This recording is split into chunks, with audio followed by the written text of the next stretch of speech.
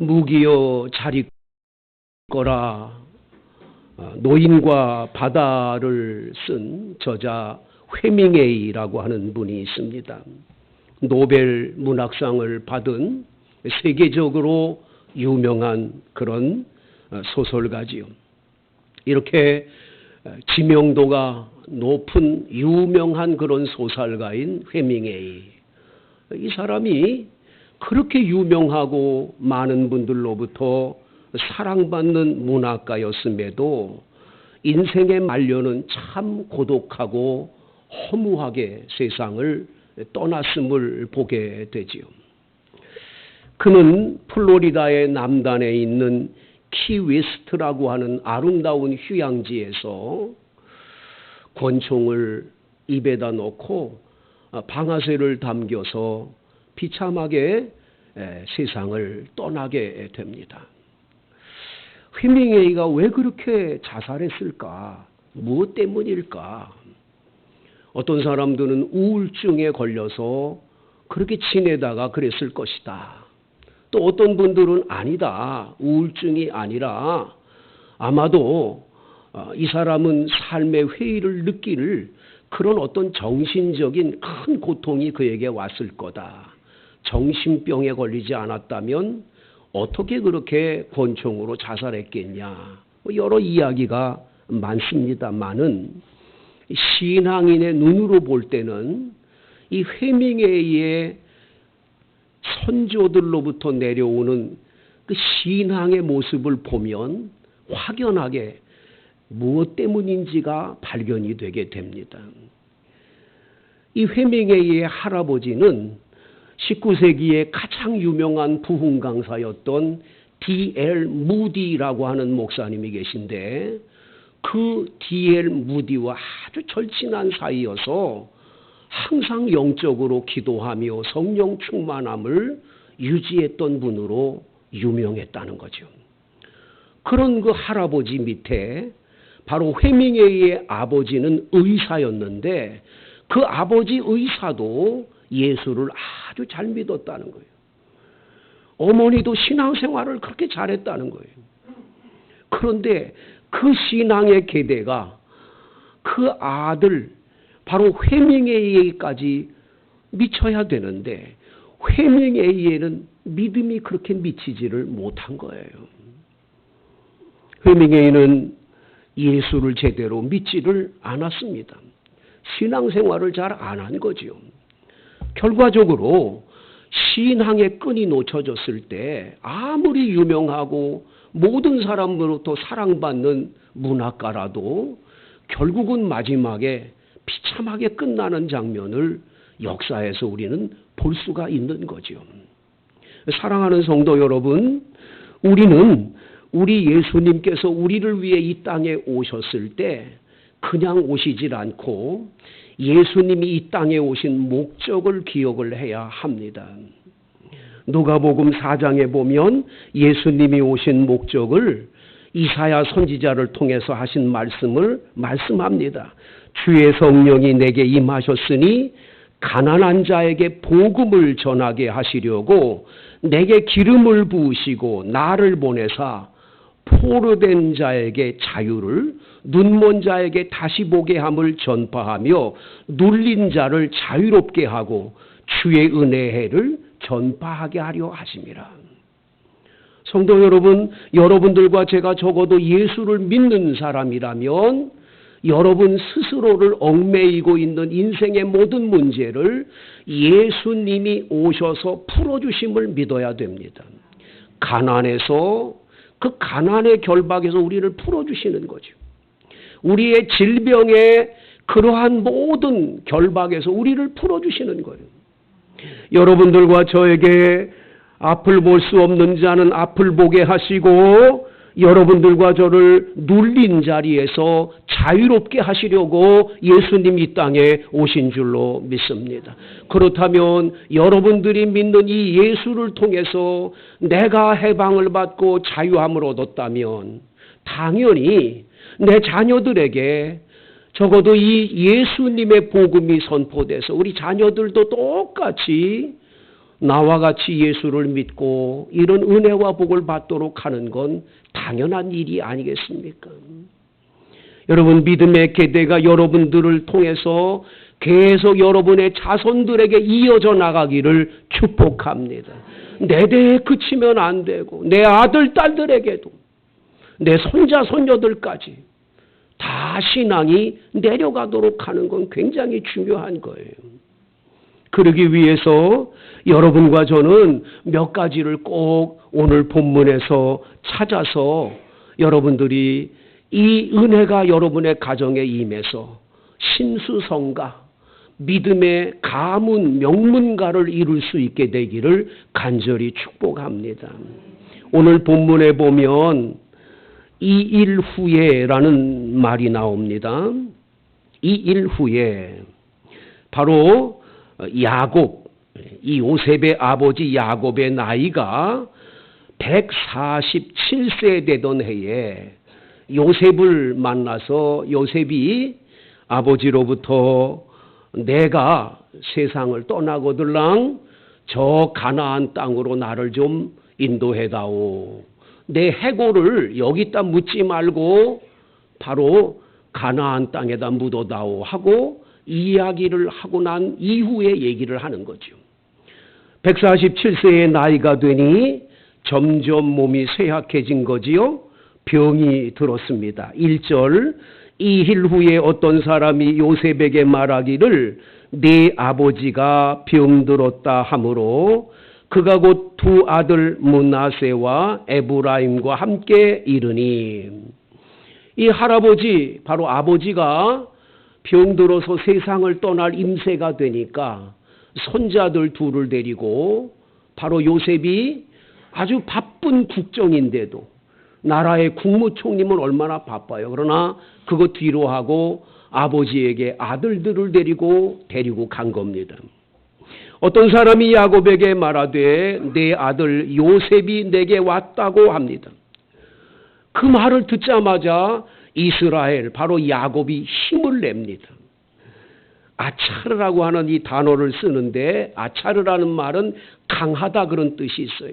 갑자기 강력한 힘이 솟아난 거예요.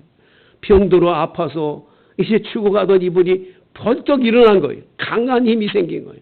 요셉이 왔다는 말에 강해졌어요. 그리고는 요셉에게 말을 합니다.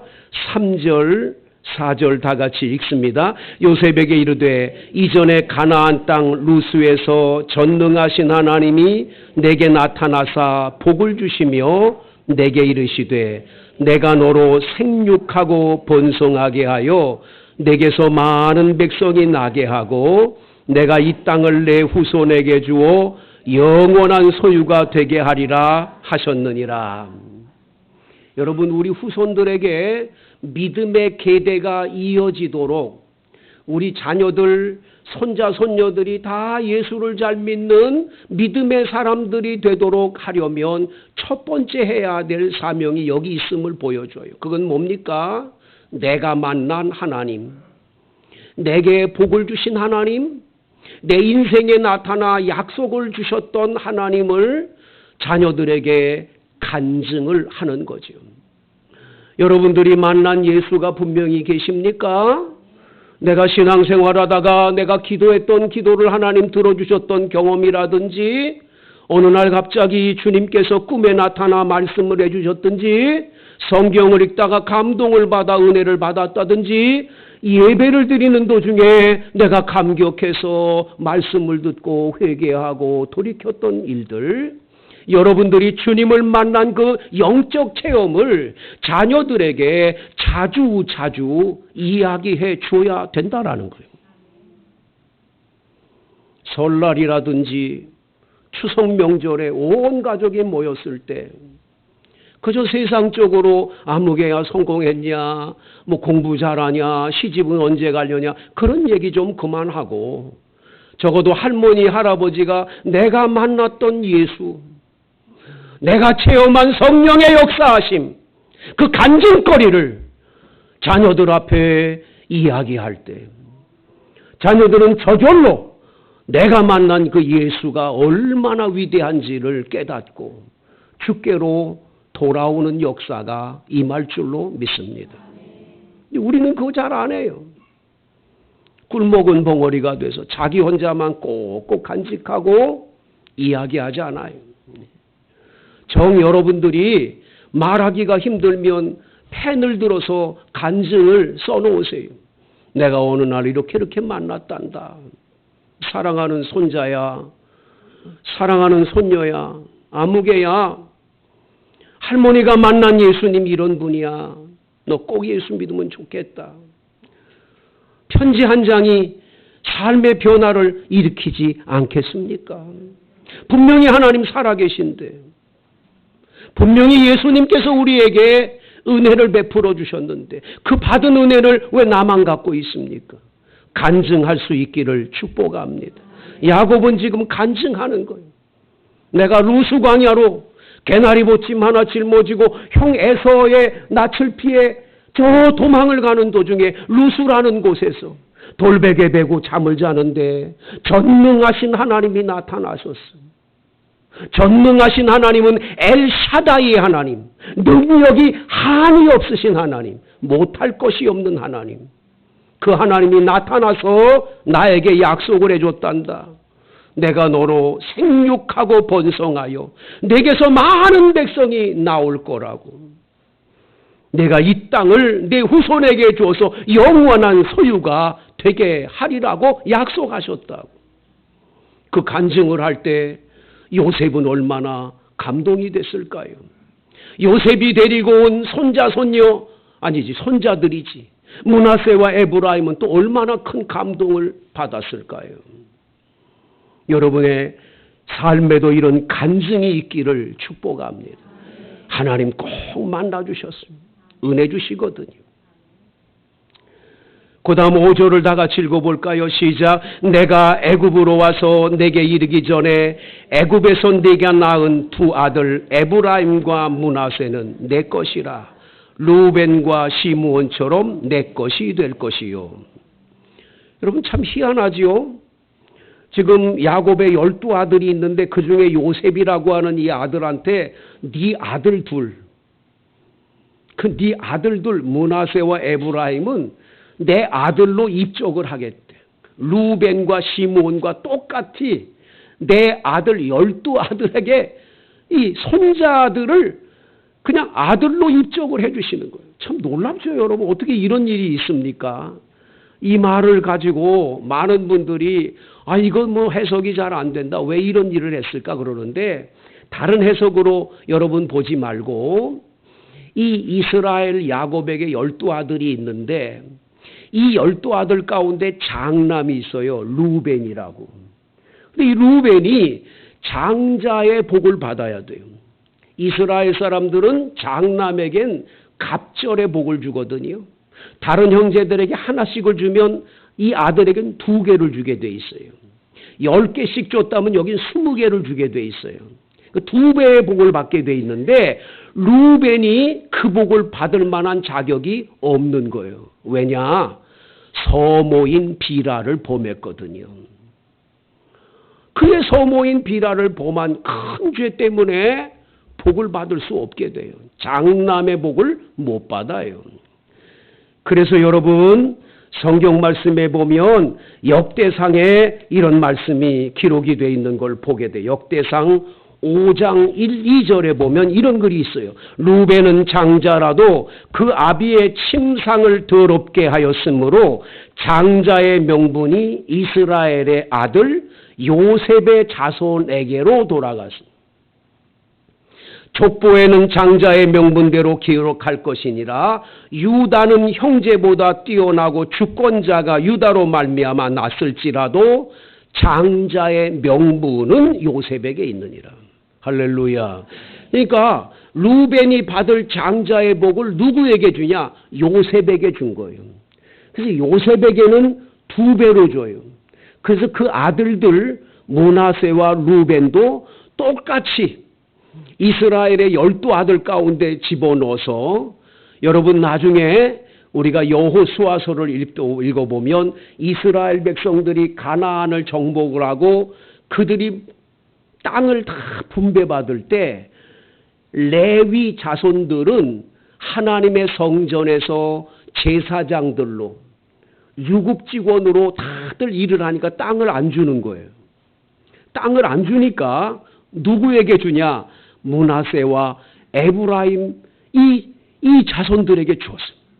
그래서 12지파가 있는데 그 12지파 가운데 요셉 지파는 없고 루벤과 그 다음에 므낫세와 에브라임이라고 하는 두 이 자손에게 요셉의 복을 주시는 걸 보게 되는 거죠. 할렐루야. 갑절의 복을 받은 거예요. 사랑하는 성도 여러분, 여러분들이 나는 왜 태어날 때 흙수저냐? 난 이렇게 왜 가난하게 부모로부터 이렇게 버림받고 나는 왜 이렇게 공부도 못하고 왜 이랬냐? 많은 분들이 조상 탓을 하고 부모 탓을 하면서 사는 분들이 많지요. 그런데 여러분 그렇지 않아요. 하나님 아버지는 그 고생하고 어려운 일을 많이 겪었던 요셉, 여러분 요셉은 형제들에게 얼마나 미움을 받고 어려움을 겪었어요. 하지만 그 많은 고난 뒤에 하나님은 요셉을 높이도록 크게 위대한 인물로 복을 주는데 국무총리의 자리에 오른 것도 감사한데 그 자녀들 후손까지도 복을 받게 되는 걸 보게 돼요. 여러분, 여러분들이 이러한 축복의 주인공들이 되기를 바랍니다. 나는 왜 이렇게 불행하냐? 나는 왜 이렇게 어려움이 많냐? 왜 이렇게 시험 환난이 많냐? 나는 정말 힘들다. 내 인생은 왜 이렇게 힘드냐? 좌절하지 마세요. 여러분, 하나님은 그런 어려움 속에 거하는 사람들을 그냥 두지 않아요. 반드시 그런 사람들을 하나님은 많은 훈련과 연단 뒤에 하나님이 약속하신 엄청난 복으로 채워줄 줄로 믿습니다. 그러니까 낙심할 필요 없어요. 위대한 인물들은 뭐 금수저를 물고 나와가지고 처음부터 끝까지 인생이 잘 된 사람 없다라는 거예요. 그러니까 예수 믿는 이 믿음으로 신앙의 길을 잘 걸어가면 결국은 하나님께서 이렇게 요셉의 가정처럼 복을 받게 될 줄로 믿습니다. 그래서 여러분 요셉에게는 특별히 말씀을 하죠. 6절 7절에 보면 이들 후에 내 소생이 내 것이 될 것이며 그들의 유산은 그들의 형의 이름으로 함께 받으리라고 내게 대하여는 내가 2절에 바다나움으로 올 때에 라헬이 나를 따르는 도중에 가나안 땅에서 죽었는데 그곳은 에브랏까지 길이 아직도 먼 곳이라 내가 거기서 그를 에브랏길에 장사하였느니라라고 얘기를 하는데 에브랏은 베들레헴이라고 여기 기록이 되어 있어요. 여러분 이 말씀은 굉장히 우리에게 시사해 주는 바가 큰 말씀이에요. 지금 야곱의 부인 라헬은 이 베들레헴으로 가는 도중에 죽었어요. 죽었어요. 아기를 낳다가 죽었어요. 그 아기가 바로 베논이 슬픔의 아들이라는 이름이었는데 베냐민으로 바꿔서 이 야곱의 12아들 가운데 막내 아들이죠. 막내 아들. 여러분 베논이 슬픔의 삶, 죽음의 삶, 슬픔의 삶인 이 베들레헴에 우리 예수님이 이 땅에 그 베들레헴에서 탄생하심으로 슬픔과 죽음이 변하여 우리에게 큰 기쁨, 할렐루야, 우리로 하여금 죽음이 아닌 생명을 허락해 주신 줄로 믿습니다.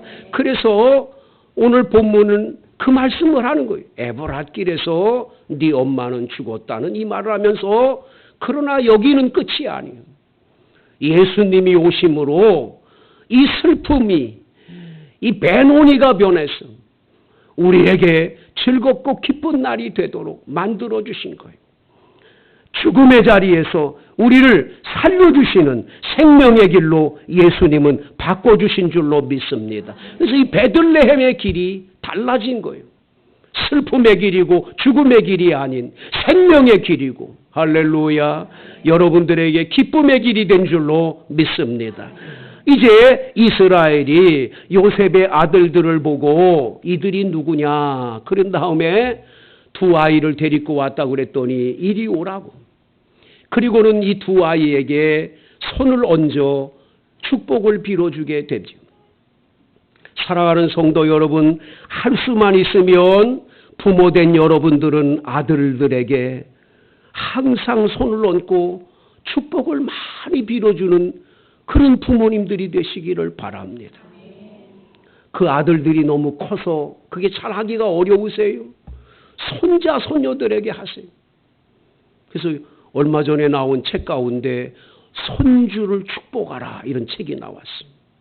손주, 이 후손들, 손자, 손녀들을 어렸을 때부터 머리에 손을 얹고 축복을 많이 빌어줘요. 저도 해보니까, 우리 손자들 해보니까 처음엔 막 그러는데 또 하고 또 하면 이제는 자기가 와가지고 할아버지 기도해 주세요. 저 어린이집 가야 돼요. 그러면 이제 바뀌는 거예요. 그래 거기서 기도해 주고 학교 보내고. 여러분 자꾸 복을 빌어줘야 돼요. 이게 습관화가 되면 아이들이 할아버지 할머니한테 이 복 받는 이 시간을 즐겨하고 기쁘게 될 줄로 믿습니다. 그래서 자녀들을 자꾸 품에 안고 복을 빌어주는 것. 애 보고 자꾸 공부 잘해라 무슨 뭐 해라 그런 거 가지고 아이들을 우리 할머니 할아버지는 대단. 내가 오늘 성공한 건 할아버지 할머니가 나를 위해서 복을 빌었기 때문에 내 머리에 항상 손을 얹고 복을 빌어준 아버지 엄마 때문에 내가 복을 받았고 할머니 할아버지 때문에 내가 복을 받았다. 간증하는 역사가 임할 줄로 믿습니다. 손을 얹고 기도해 주셔야 돼요. 유명한 강철왕 카네기는 인생의 전반기에는 열심히 돈을 벌었어요. 그리고 인생의 후반기에는 그 번 돈을 가지고 사회사업을 하고 어려운 사람을 돕고 선한 일을 많이 하다 간 사람이에요. 어느 날 기독교 대학에서 채플 시간에 강철한 카네기를 불러다가 당신이 지금까지 살아온 축복의 이야기를 우리 학생들에게 좀 전해달라고 간증을 해달라고 불렀을 때 그는 이렇게 얘기를 했습니다. 저는 부모로부터 금전이나 재정적인 유산은 하나도 받은 적이 없습니다. 그런데 그분들은 저에게 신앙을 물려주었습니다. 그 신앙의 유산을 받은 나는 하나님이 최고라고 믿고 살면서 그 주님을 섬겨 나갔을 때 나에게 이런 복이 찾아왔습니다. 내가 복받은 것은 내 부모들로부터 유산으로 물려받은 믿음뿐인데 그 믿음이 최고였음을 깨닫고 되는 거예요. 여러분 자꾸 손을 얹고 복을 비시기를 바랍니다. 저희 교회에 나오던 한 분이 계셨는데 한 번은 이런 얘기를 해요. 목사님, 제가 엄마 아버지가 교회 다니고 신앙생활할 때 저는 그렇게 뜨거운 신앙이 아니었어요. 근데 어느 날 새벽에 잠을 자는데 아버지께서 새벽 기도를 갔다 오시더니 제 방에 들어오셨어요. 그리고는 잠자고 있는 제 머리에 손을 얹고는 간절하게 기도를 해주시는데 그 아버지가 눈물을 툭툭 흘리면서 나를 위해 기도해 주시는데 제 가슴이 뭉클해졌어요. 나 우리 아버지 실망 안 시켜드려야지. 나 우리 엄마 아버지한테 행복하게 해드려야지. 너 그날부터 저는 달라졌어요. 아버지가 나를 위해 축복해 준 그것 때문에 나는 달라졌어요. 성도 여러분, 우리는 자꾸 돈을 유산으로 물려주고 무슨 땅떼기를 유산으로 물려주려고만 하지 최고의 가치인 예수님을 물려준 생각은 별로 안 하잖아요. 이 세상 그 어떤 것보다 가장 소중한 건 예수님이에요. 그 예수 믿는 믿음을 자녀들이 그대로 받기만 한다면 그 자녀들의 후손 모든 삶은 주님이 책임져 줄 줄로 믿습니다. 그러기에 복을 빌어주는 거예요.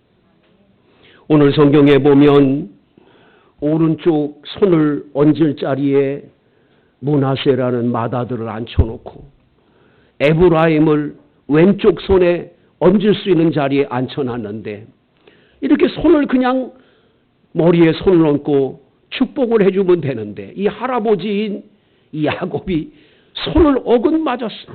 이렇게 어긋맞아가지고 왼손을 므낫세의 머리에 얹고 오른손을 에브라임에 얹어서 이 오른손은 이스라엘 사람들의 권위 상징이고 가장 큰 조상 쪽부터 내려오는 축복의 상징이에요.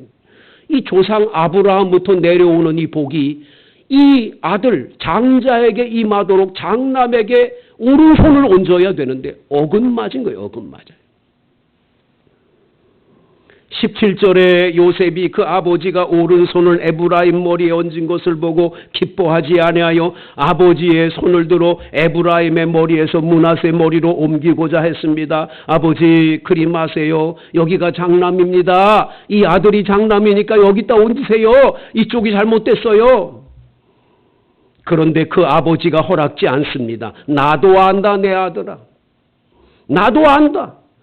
그도 한 족속이 되거니와 이 둘째 아들이 더 큰 족속이 될 거라고 하면서 그 아들을 손자를 완전히 엇갈려서 이렇게 복을 빌어주는 걸 보게 되죠. 성경학자들이 이 말씀을 가지고 이 얘기 저 얘기 굉장히 많지만 여기서 한 가지 우리가 빼놓지 말아야 될 것은 므낫세는 얼마나 섭섭하겠어요. 장남인데요. 그러면 할아버지 그러지 말고 나한테 복을 더 주셔야죠. 이렇게 해야 되는데 아무 말이 없어요. 참 훌륭하다고 봐요. 여러분 왠 줄 아세요? 하나님의 복은요 다 공평합니다. 하나님의 복은 공평한 줄로 믿습니다. 노래 잘 부르는 사람이 띵뛰기도 잘하고 공부도 잘하고 다 잘합니까? 절대 그런 법이 없어요.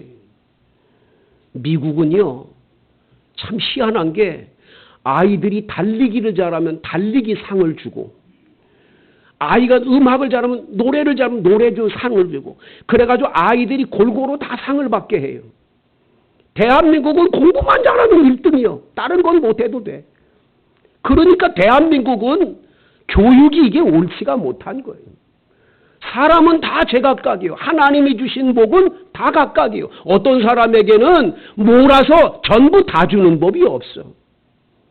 어떤 사람이 그런 얘기야. 조용남 씨라는 가수를 얘기하는데 야, 그 사람은 노래도 잘 불러. 그림도 잘 그려. 또 사람들 웃기는 재주도 있어. 그래가지고 그 사람 대단하다고. 근데 그 얼굴을 보세요. 아이고. 그 어디서 그런 얘기 하잖아요. 자기 어머니가 깔고 앉아서 그렇게 얼굴이 됐다고. 하나님 다 주는 법 없어. 그러니까 그대로 할렐루야. 므낫세는 므낫세도 복을 받은 걸 그대로 받아들이는 거예요. 할렐루야. 여러분들 하나님은 여러분을 공평하게 사랑하고 공평하게 복을 주시는 하나님이신 줄로 믿습니다. 바라건대 여러분이 받은 이 복을 자녀들에게 끊임없이 예수님을 열심히 전하고 복을 빌어서 믿음의 명문 가문 꼭 이루시게 되기를 축복합니다.